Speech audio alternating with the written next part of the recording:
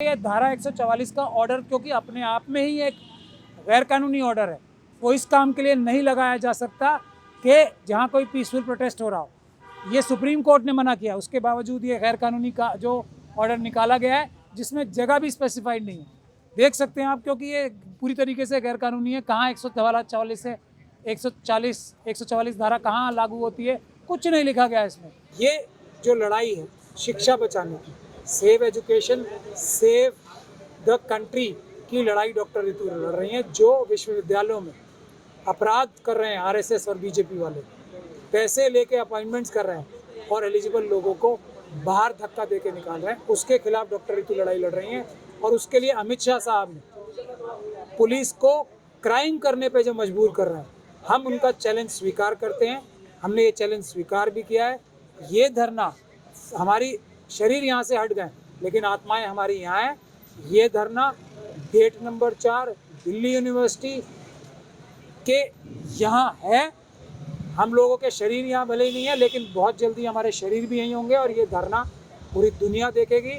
यहाँ पे दोबारा लगेगा, कोई दुनिया की ताकत हमें रोक नहीं सकती। हमने सबने ठाना कि आने वाली 19 तारीख को हम वो दिन भी मनाएंगे और दिल्ली विश्वविद्यालय में एक बड़े लेवल पे मैसिव मास प्रोटेस्ट किया जाएगा। आप सब हमें टैग कर सकते हैं। डॉक्टर ऋतु सिंह दी एक्टिविस्ट फेसबुक पेज है और ट्विटर पे डॉक्टर ऋतु सिंह की आईडी है। आप टैग करें कि आप यहाँ पे ये धरना प्रदर्शन करें, ये प्रोग्राम करें, ताकि हमें पता चले कि पूरे देश में ये इनकलाब आ चुका है और कहाँ कहाँ पे हमारे साथी आवाज़ उठा रहे हैं। वो चीज़ हमारे तक पहुँचनी चाहिए, हम उसको आगे तक पहुँचाएंगे। हम लड़ेंगे, हम और रोहित वेमुला बनने नहीं देंगे। और मैं आप साथियों को यही साथ चाहती हूँ कि लड़ना है जुल्म के खिलाफ। और आने वाली 17 तारीख को जो मेरे भाई रोहित वेमुला की डेथ एनिवर्सरी है, उस दिन सब अपनी यूनिवर्सिटी में जहाँ पे भी आप हैं, आप एक विरोध प्रदर्शन करें और इस सत्ता को, इन अहंकारियों को दिखाएं कि जो ये हमारा दमन कर रहे हैं, उसके खिलाफ हम मजबूती से खड़े हैं।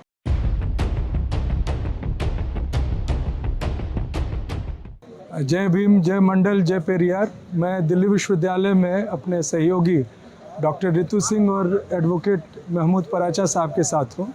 138 दिनों तक एक विरोध प्रदर्शन चलने के बाद, दिल्ली पुलिस के जबरन हस्तक्षेप के बाद डॉक्टर ऋतु सिंह के पीसफुल धरना को जबरन यहाँ से हटाया गया। और ये एक तरह से एक दलित, पिछड़े, आदिवासी और अल्पसंख्यक समाज के जितने लोग हैं, उनके प्रति इस सरकार का भेदभाव, विश्वविद्यालयों में किस प्रकार से इनको निकाला जा रहा है, ये उसका एक पराकाष्ठा है।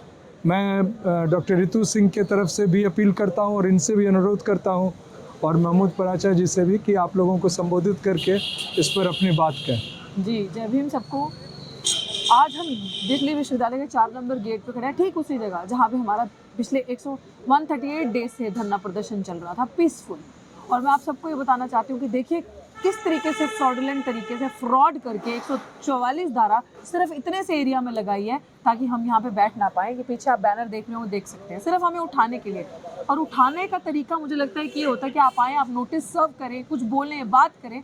जब मेरे साथी रात को यहाँ सो रहे थे, अर्ली मॉर्निंग में सोते निहत्ते लोगों को कॉलर से पकड़ के घसीट कर वैन में डाला गया। उनको होश में नहीं थी, उनके शरीर पर इतनी ठंड में कपड़े भी नहीं थे, उन्हें पूरा दिन अरेस्ट करके रखा गया सिर्फ हमारा धरना उठाने के लिए। तो मैं आप सबको ये चीज़, हाँ, सामान हमारा पूरा उठा लिया गया, मेरे ज़िंदगी की जमा पूंजी, मेरे डॉक्यूमेंट सब हटा लिए गए वहाँ से। और उससे भी बड़ी बात मैं आपको बताऊँ, यहाँ पे बाबा साहेब की 10x8 की प्रतिमा लगी हुई थी। 10x8 की इतनी बड़ी चित्र था उनका। सब लोग आते थे, उस पर फूल रखते थे, इतने मान सम्मान से कि पता चलता था कि यहाँ पे अम्बेडकर वादियों का धरना चल रहा है। और इन्होंने वो फोटो उठाई यहाँ से, और जब से वो फोटो यहाँ से तस्वीर उठाई है, तब से यहाँ का शुद्धिकरण किया जा रहा है। पानी से ये जगह धुलाई जा रही है, गंगा जल और गोमूत्र से इसको साफ किया जा रहा है। क्यों? क्योंकि उनकी नज़रों में जो अछूत हैं दलित, वो यहाँ धरना कर रहे हैं। ये बहुत दुर्भाग्य की बात है, लेकिन हम लड़ेंगे, हम और रोहित वेमुला बनने नहीं देंगे। और मैं आप साथियों को यही साथ चाहती हूँ कि लड़ना है जुल्म के खिलाफ। और आने वाली 17 तारीख को जो मेरे भाई रोहित वेमुला की डेथ एनिवर्सरी है, उस दिन सब अपनी यूनिवर्सिटी में जहाँ पे भी आप हैं, आप एक विरोध प्रदर्शन करें और इस सत्ता को, इन अहंकारियों को दिखाएं कि जो ये हमारा दमन कर रहे हैं, उसके खिलाफ हम मजबूती से खड़े हैं। और बताएं कि अब हम और रोहित वेमुला बनने नहीं देंगे और पायल तड़वी बनने नहीं देंगे। नो मोर इंस्टीट्यूशनल मर्डर्स नाउ। और हमने सबने ठाना कि आने वाली 19 तारीख को हम वो दिन भी मनाएंगे और दिल्ली विश्वविद्यालय में एक बड़े लेवल पे मैसिव मास प्रोटेस्ट किया जाएगा। आप सब हमें टैग कर सकते हैं, डॉक्टर रितु सिंह दी एक्टिविस्ट फेसबुक पेज है और ट्विटर पे डॉक्टर रितु सिंह की आईडी है। आप टैग करें कि आप यहाँ पे ये धरना प्रदर्शन करें, ये प्रोग्राम करें, ताकि हमें पता चले कि पूरे देश में ये इनकलाब आ चुका है और कहाँ कहाँ पे हमारे साथी आवाज़ उठा रहे हैं, वो चीज़ हमारे तक पहुँचनी चाहिए, हम उसको आगे तक पहुँचाएंगे। शुक्रिया। रोहित वेमुला, पायल तड़वी और उसके बाद अभी आईआईटी में 3 छात्र जिनकी अनिल और आयुष जिनकी हत्या की गई और एक जैन समुदाय से आने वाले जिसने आत्महत्या की, ये सब हमारे यूथ आइकन हैं। इस देश में आरएसएस और बीजेपी ने नौजवानों को, जो इस देश का भविष्य है, इतना मजबूर कर दिया कि वो आत्महत्या करने पर भी मजबूर हो जाते हैं। इसके खिलाफ आवाज़ उठाने के लिए 17 जनवरी एक बहुत ही उपयुक्त दिन है, देश की शिक्षा बचाने के लिए, देश के नौजवानों को बचाने के लिए। तो 17 तारीख के इस महत्वपूर्ण दिन सबको ये बात का प्रण करना चाहिए कि हमारे यूथ को हम ये आरएसएस और बीजेपी द्वारा मरने नहीं देंगे, उनको आत्महत्या नहीं करने देंगे। जहाँ तक डॉक्टर रितु के इस प्रोटेस्ट का सवाल है, डॉक्टर रितु नौकरी नहीं, न्याय की लड़ाई लड़ रही है। न्याय अपने लिए नहीं, देश के सारे कमज़ोर वर्गों के लिए। तो ये जो लड़ाई है शिक्षा बचाने की, save education, save the country की लड़ाई डॉक्टर रितु लड़ रही हैं। जो विश्वविद्यालयों में अपराध कर रहे हैं आरएसएस और बीजेपी वाले, पैसे लेके अपॉइंटमेंट्स कर रहे हैं और एलिजिबल लोगों को बाहर धक्का दे के निकाल रहे हैं, उसके खिलाफ डॉक्टर रितु लड़ाई लड़ रही हैं। और उसके लिए अमित शाह साहब ने पुलिस को क्राइम करने पे जो मजबूर कर रहे हैं, हम उनका चैलेंज स्वीकार करते हैं। हमने ये चैलेंज स्वीकार भी किया है।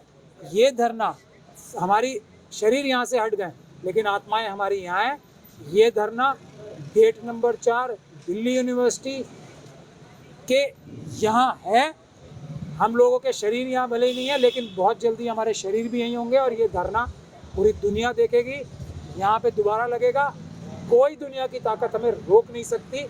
ये बाबा साहब डॉक्टर भीमराव अंबेडकर के सपनों को पूरा करने से कोई अमित शाह, कोई आरएसएस, कोई नरेंद्र मोदी साहब हमें रोक नहीं सकते। ये हमारा सब अम्बेडकरवादियों का, सब संविधानवादियों का, सब इंसाफ पसंद, बराबरी पसंद, इज्जत और न्याय की लड़ाई लड़ने वालों का चैलेंज है।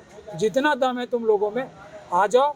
हम मर सकते हैं लेकिन बाबा साहब के संविधान को कॉम्प्रोमाइज़ नहीं होने देंगे, यूनिवर्सिटीज़ को कॉम्प्रोमाइज़ नहीं होने देंगे। जय भीम।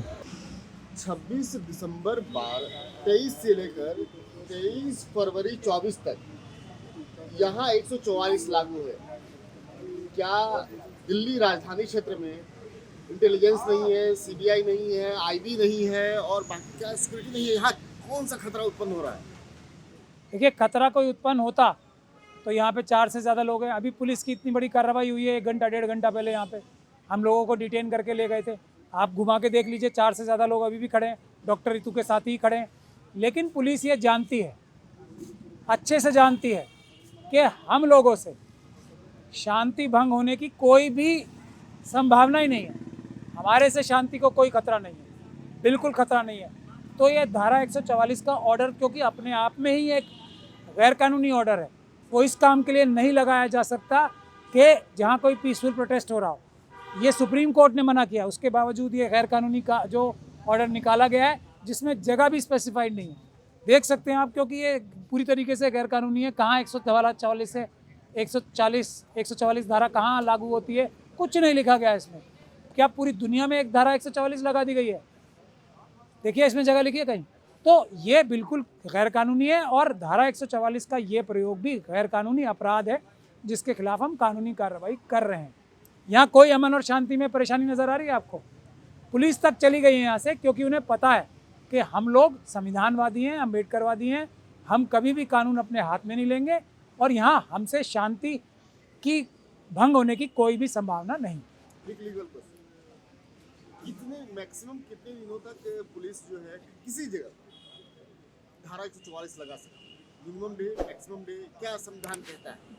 धारा 144 एक खास बहुत छोटे से मकसद के लिए, कहीं किसी अपराध को रोकने के लिए या कहीं शांति भंग होने की संभावना को रोकने के लिए। इसके अलावा धारा 144 अगर कोई संविधान बचाने के लिए या संविधान की धारा 19 के तहत पीसफुल प्रोटेस्ट कर रहा है, उसको रोकने के लिए अगर धारा 144 लगाई जाती है तो वो एक अपराध है अपने आप में, और बहुत बड़ा अपराध है, क्योंकि वो संविधान के ऊपर हमला है। संविधान को क्रश करने के लिए झूठा बहाना बनाना देश के सबसे बड़े अपराधों में से एक अपराध होता है, क्योंकि चाहे प्रधानमंत्री हो, होम मिनिस्टर हो, कोई भी हो, पुलिस के अधिकारी हो, सरकारी अधिकारी हो, वो संविधान की शपथ लेते हैं कि सत्य निष्ठा से इस पर पालन करूंगा और इसकी कोई भी धारा का उल्लंघन नहीं करूंगा। तो इतना बड़ा अपराध है झूठा कहीं 144 लगाना, राजनीतिक मकसद से कहीं 144 लगना इतना बड़ा अपराध है। क्या इसमें जो है आदेशानुसार जो इन्होंने बैनर लगाया है, उपायुक्त पुलिस उत्तरी जिला दिल्ली, क्या इन पर कार्रवाई की जा सकती है? कार्रवाई की नहीं जा सकती, कार्रवाई करने के लिए हमने तैयारी शुरू कर दी है, कार्रवाई की जाएगी। ये अपराध है और इस अपराध की सज़ा दिलवाई जाएगी जिन लोगों ने ये अपराध किया।